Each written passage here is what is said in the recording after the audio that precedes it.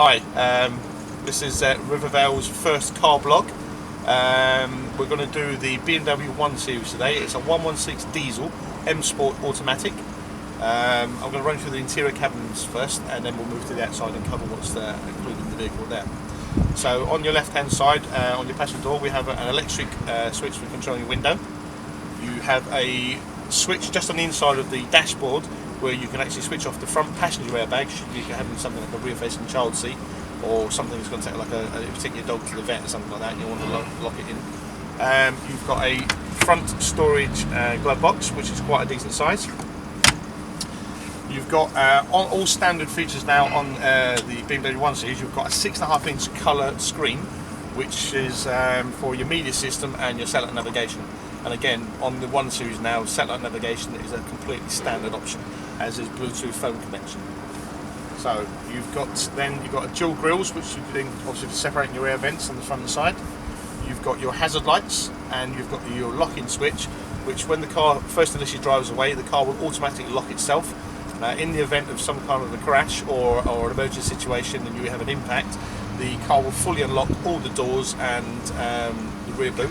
So should the emergency services have to get you out of the car and you're unconscious and you can't unlock the car, it is already unlocked when they get to you.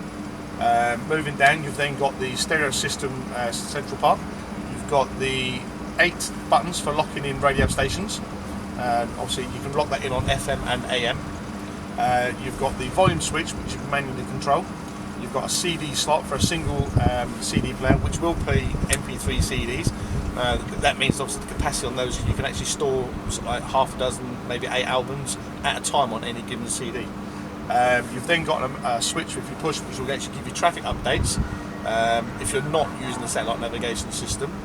What it will do with the nav system, if you've got a route planned in and there's some kind of a blockage on the route, or some kind of a crash or emergency situation, the nav will automatically reroute you around your planned route of travel to create the quickest time avoiding the traffic jam.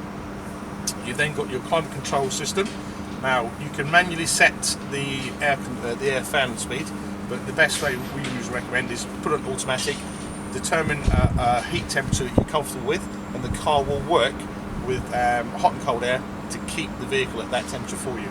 You can manually override and control where it positions the air to, so should you need to demist your front windscreen, you can actually put it to the front and put all the air up onto the front to quickly demist your front windscreen.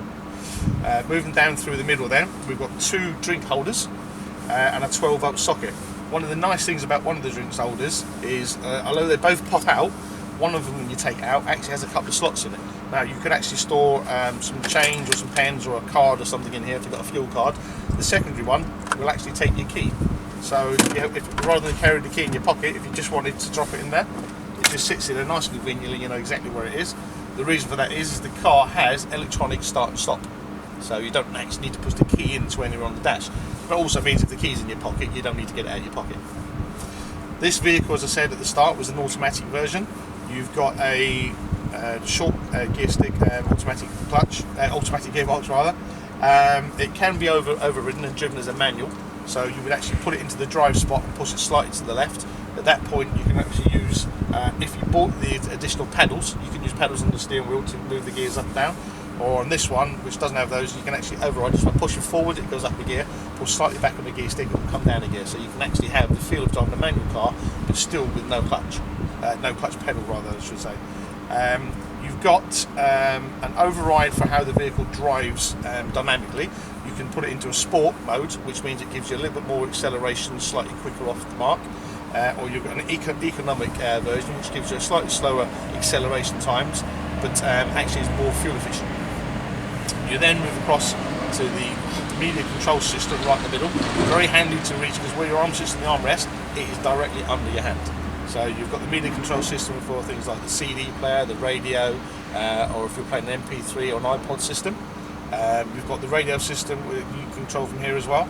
Your telephone, if you access into it, you'll notice it comes up, tell you to the Bluetooth. You can connect, I think it's anything up to half a dozen different phones at one time. When you get in the vehicle, if more than one person's phone is linked to the car, obviously you would activate the driver's phone to be the one that gets linked to the car system. And then in your navigation system, if you log back into that, at this point you can actually use the central system if you push left and right to input your destinations, go to your previous list, or actually work out your route to where you want to get to. You've got a back button which will take you back out of any given screen to the previous screen prior to that, and then your option button, it takes you into different types of sub-menus based on what you're in, be it the telephone, the navigation system. Okay. You've got a manual handbrake, which some people prefer, because you actually, when you pull it, obviously you feel that you've put the car into a safe position. I mentioned the start-stop system earlier on. What you also have within that is a button for the automatic switch off for the vehicle. So basically it helps keep the CO2 emissions low and the fuel economy is better. It means if you're driving along and you pull out a set of lights, or you get stuck on some traffic for a period of time, the car will automatically switch off. As you take your foot off the brake to press the accelerator, the car will restart itself, allow you to carry on driving on your journey. Your indicators are also located on the left, as is your cruise control, which can be activated. You control the speed of the cruise control from the controls on the steering wheel.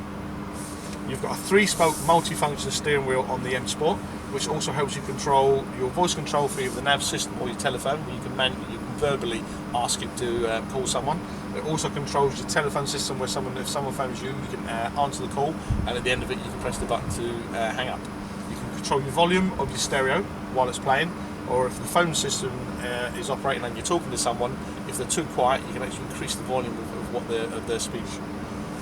Then on the right hand side, you've got your windscreen wipers, front and rear on the 5-door.